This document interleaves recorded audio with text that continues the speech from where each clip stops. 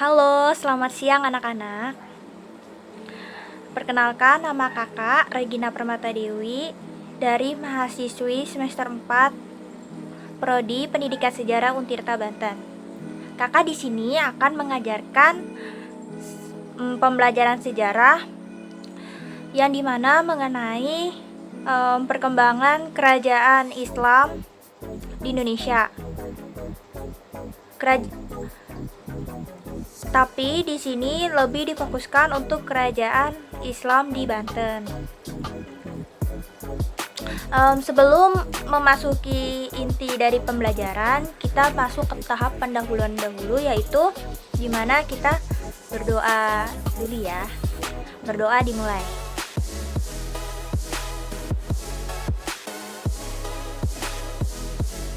Berdoa selesai. Mohon ya untuk kondusif kelasnya agar pembelajaran ini dapat terlaksana dengan lancar dan juga banyak yang memahami untuk pembelajaran kali ini. Pada pertemuan hari ini kita akan belajar mengenai perkembangan kerajaan Islam, khususnya kerajaan Banten di Indonesia. Jadi adapun untuk tujuan pembelajaran hari ini ialah di mana peserta didik mampu untuk menganalisis dan mencari informasi yang mendetail serta berpikir kritis mengenai perkembangan kerajaan Islam, khususnya kerajaan Banten di Indonesia. Nah, setelah itu untuk topiknya itu kita mengambilnya kerajaan Banten ya. Jadi kenapa kita belajar mengenai kerajaan Banten? Karena kerajaan Banten itu merupakan salah satu kerajaan Islam di Indonesia, khususnya di Pulau Jawa. Di situ kita bisa melihat bahwa kerajaan Banten ini merupakan peninggalan sejarah yang penting untuk kita pelajari dan dikaji secara mendalam. Ini sebagai upaya untuk tidak melupakan sejarah serta bentuk cinta kita terhadap sejarah Indonesia, khususnya di zaman tradisional atau di zaman waktu kerajaan itu masih berdiri. Nah, setelah itu kakak mau kalian membagi kelompok menjadi 4 kelompok untuk setelah itu nanti ada project based learning atau tugas project ya yang harus kalian kerjakan. Nah, untuk kelompok kalian tentukan sendiri, dan setelah kalian duduk berkelompok, maka kita akan memulai pembelajarannya. Oke ya, kawan-kawan semua, kelompoknya udah dibagikan. Nah, sekarang kita menuju ke tahap inti pembelajaran, yang dimana kakak di sini udah nyiapin mode pembelajaran yang dipakai untuk pembelajaran ini. Kita menggunakan PBI, problem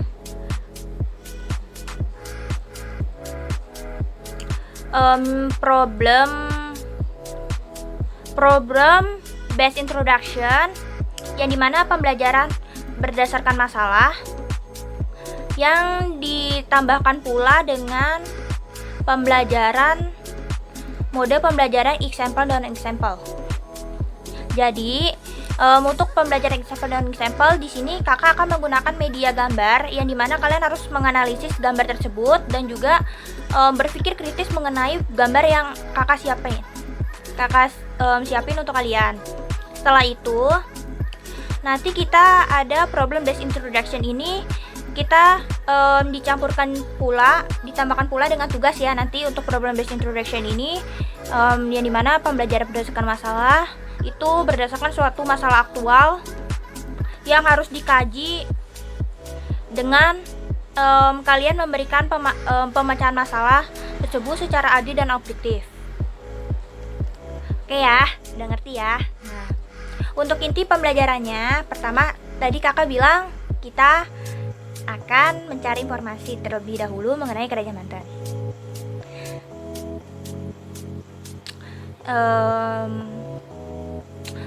Kakak berikan waktu 5 menit ya. Mungkin 5 menit kalian mencari terlebih dahulu. Nanti habis itu kakak suguhin gambar dan kalian harus menganalisis gambar tersebut. Oke? Oke ya. Oke ya kawan-kawan, udah 5 menit. Nah sekarang sesuai janji kakak, kita analisis gambar ya. Nih, kakak punya gambar. Ini ada gambar 1. Coba kalian analisis ini gambar apa? Nah, udah ya untuk gambar 1-nya. Sekarang kita berlanjut ke gambar 2. Ini ada gambar 2. Nah, gambar 2 nih. Coba kalian analisis kembali. Ya. Dan udah ya gambar keduanya. Sekarang gambar ketiga nih. Ini gambar apa nih? Ini peninggalan nih. Iya, ada yang bilang peninggalan, benar. Ini ada peninggalan dari Kesultanan Banten, betul. Nah, ya. Udah ya untuk gambarnya ya. Nah, coba kalian yang bisa menganalisis untuk maju, untuk bilang dan menyampaikan informasinya kepada teman-temannya. Apa masih mau lihat lagi? Nih, lihat. Nih. Ini gambarnya ya. Ini gambar pertama. Iya benar, ini gambar pertama. Terus ini ada gambar kedua. Dan ini gambar ketiga. Iya.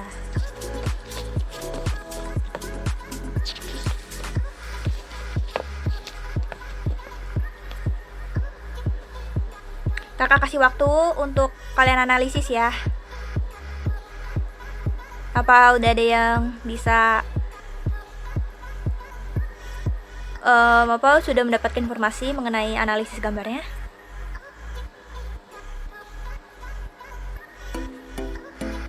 Oh, ya.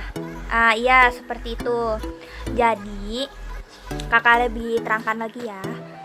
Benar seperti yang teman kalian bilang bahwa gambar pertama ini mengenai Kesultanan Banten. Ya, benar sekali.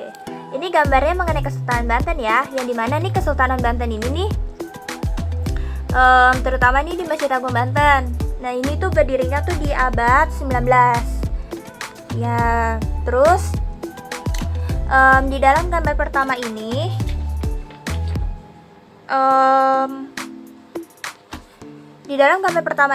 ini sering kita jumpai nih ketika kalian mengunjungi Kesultanan Banten, terutama di Masjid Agung Banten. Nah, ini tuh ada nih pasti nih. Ini salah satu peninggalan dari Kesultanan Banten ya, Masjid Agung Banten, yang dimana Masjid Agung Banten ini itu sering digunakan oleh para ulama dan juga bagian bangsawan dari kerajaan Islam atau Kesultanan Islam untuk beribadah atau sholat ini di masjid ini. Jadi masjid ini banyak peninggalannya. Nah ya, begitu ya. Di sini ada gambar kedua nih. Gambar kedua ini mengenai Kesultanan Banten. Tahu nggak sih apa hubungannya gambar 1 dan kedua itu? Apakah ada yang tahu? Nih ya, tuh. Ya nggak ada yang tahu ya. Ya udah, kakak kasih tahu ya. Jadi gambar 1 dan gambar kedua ini berhubungan ya. Kenapa? Gambar kedua ini merupakan gapura depan untuk menuju ke Masjid Agung Banten, atau bagian depan untuk masuk ke Kesultanan Banten. Jadi ini ada yang tanya, Kak, kok gapuranya mirip sama ini sih, sama yang agama Hindu? Oh iya benar, corak Hindunya. Ini kan ada corak yang seperti agama Hindu. Jadi pada waktu itu ceritanya begini, wilayah Banten itu masih beragama Hindu itu awal abad ke-16 tuh masih beragama Hindu. Maka gapuranya ini jadi ada corak Hindunya nih tuh, kayak corak Hindu ke waktu kalian masuk ke pura. Nah, sama kan, kurang lebih ya, sama ya. Nah, terus gapura ini itu juga gapura ini meninggalkan suatu jejak sejarah mengenai agama Hindu di Banten. Itu karena pada waktu itu wilayah Banten itu masih dikuasai oleh kerajaan Pajajaran yang pusatnya di Bogor, Jawa Barat.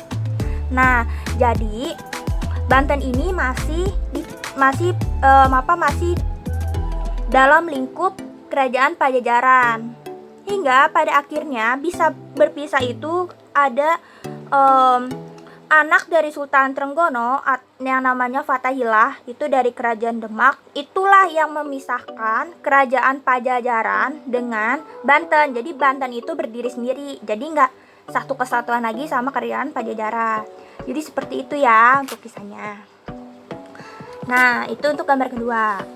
Sekarang kita masuk ke gambar ketiga. Nih, tadi ada yang bilang meriam. Iya benar, ini meriam. Tahu nggak nih meriam apa? Nah, ini tuh meriam Ki Amuk namanya. Meriam Ki Amuk ini merupakan meriam yang dipakai atau milik dari Kesultanan Banten, dan ini letaknya tuh ada di dekat Masjid Agung Banten. Ini meriamnya masih disimpan loh, masih disimpan di dekat Benteng Spelwis. Kalau kalian jalan-jalan ke wisata ke sana, ini pasti ada nih meriam Ki Amuk namanya nih. Ini meriam Ki Amuk. Kenapa dinamakan Ki Amuk? Ayo, kenapa? Yaudah, nggak ada yang tahu, kakak yang kasih jawab lah. Jadi meriam Ki Amuk itu dinamakan meriam Ki Amuk disebabkan karena ada yang bilang bahwa meriam ini tuh sangatlah jitu dalam ledak jitu, yang dimana memiliki ledakan yang besar dan juga tembakannya tuh yang sangat jauh. Jadi kalau misalkan ada orang yang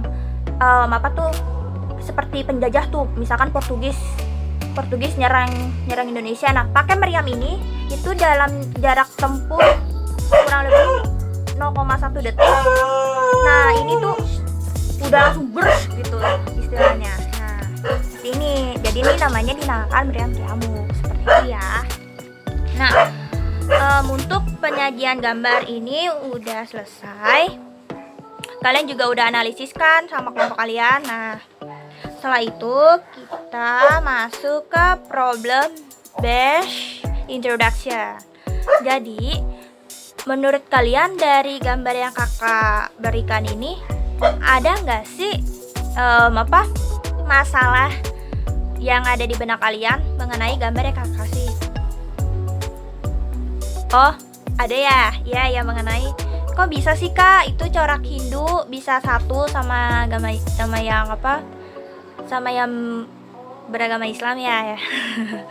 Iya, yang masalah gapura kan. Nah, jadi seperti yang kakak bilang tadi, sebelum masuknya agama Islam ke Indonesia, terutama di Banten itu masih ikut di dalam kerajaan Pajajaran, yang dimana kerajaan Pajajaran itu menganut agama Hindu. Nah, jadi otomatis Banten itu masih menganut agama Hindu. Setelah masuknya agama Islam, maka mereka sedikit demi sedikit itu berubah menjadi agama Islam, ikut di agama Islam yang diajarkan oleh para ulama atau para bangsawan, sarjana. Nah, sarjana. Nah, itu. Jadi seperti itu ceritanya. Kalau kalian masih ada ya seperti itu. Nah, udah ya, ini untuk pembelajarannya. Untuk pembelajarannya sudah selesai. Terus apakah kalian ada yang ingin ditanyakan?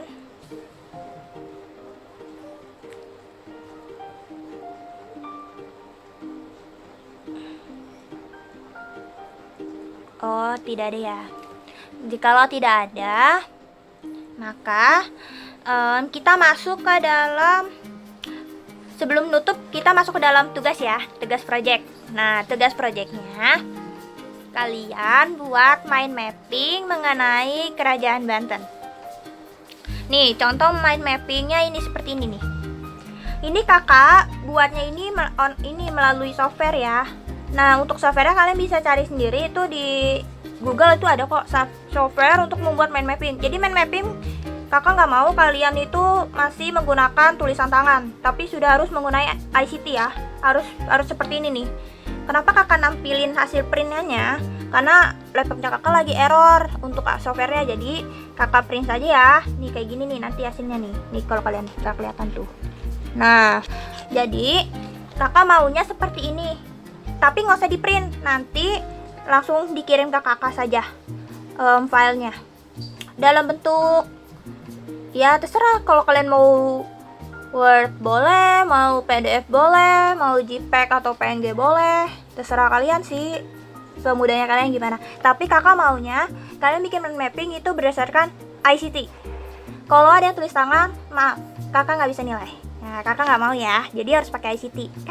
Nah, kayak gini ya, nih contohnya yang kakak buat nih. Nah, kalau ini kan yang kakak buat kan Kerajaan Pajajaran. Kalian bikinnya Kerajaan Banten ya, jangan Kerajaan Pajajaran. Ini soalnya contohnya nih, yang kakak buatnya Kerajaan Pajajaran. Oke? Nah, ada yang mau ditanyakan mengenai project, tugas projectnya mengenai mind mapping? Oh, untuk tugas projectnya mind mapping itu kelompok ya, kelompok aja ya. Iya, kelompok aja lah. Kalian senang pasti kelompok daripada individu. Kelompok aja, kelompoknya sama kayak yang tadi kalian buat. Oke. Udah ya. Untuk pembelajaran hari ini selesai ya.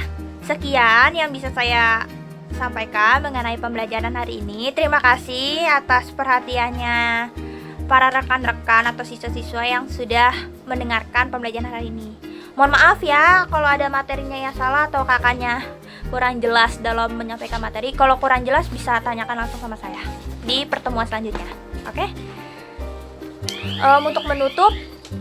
Untuk menutup pembelajaran hari ini kita berdoa dulu ya. Berdoa sesuai dengan ajaran dan agama kalian masing-masing. Berdoa dimulai.